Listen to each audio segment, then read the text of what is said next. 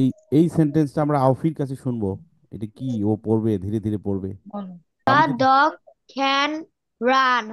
The dog can run, the dog can run মানে Run. কুকুরটা দৌড়াতে পারে।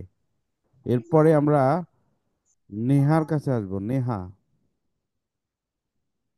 নেহা পড়ো তো দেখি, যে আমি লিখলাম, পড়ো।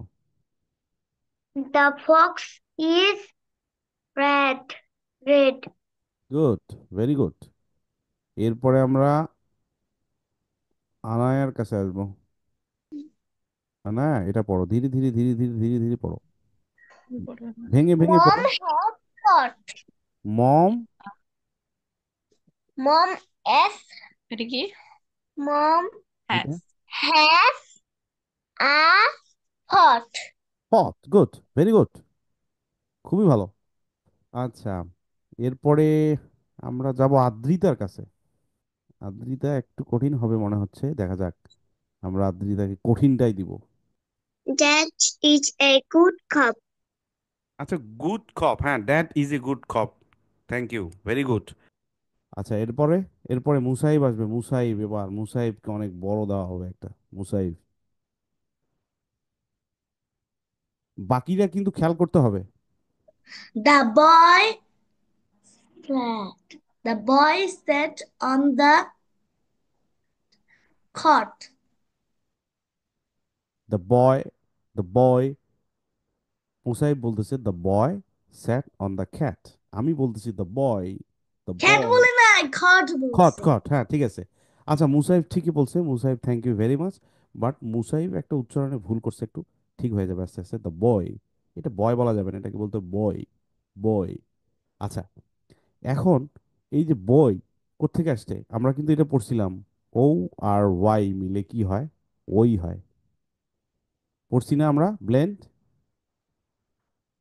আমরা ভাওয়াল কনসোনেন্ট পড়ছি না, ভাওয়াল কনসোনেন্ট ব্লেন্ড পড়ছি না।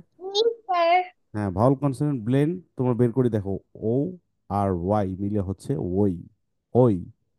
সো এখানে আছে ব, আর ওই যদি থাকে তাহলে কি হলো, বই, বই, বই, নট বয়।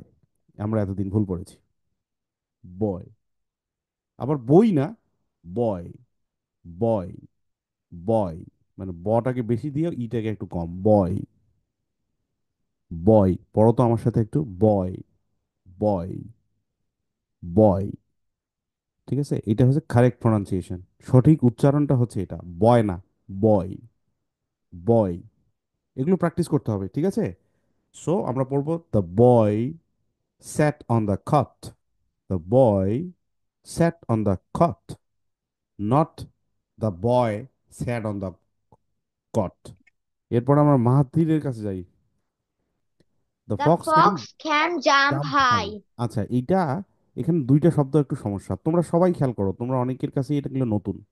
আচ্ছা দেখো, এখানে এখানে যেই শেষ জ, তাই না, ইউ শেষ আ আমরা পারি, আবার এম শেষ ম, আবার এখানে পি, এই ফি লাস্টে আছে, এটা তো প পড়তে হবে আমাদের।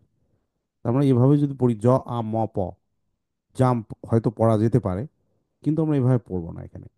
আবার আউফি এক ধরনের করে পড়লো, ওটাও ঠিক নয়, কিন্তু তুমি যদি তোমার কনসোনেন্ট ব্লেন্ড যেহেতু সম্পর্কে তোমার কোনো ধারণা নাই, সো তুমি আউফির মতো পড়তে পারো, যেটা আউফি পড়লো, যে জ আম, আম, আর এখানে প, জাম্প।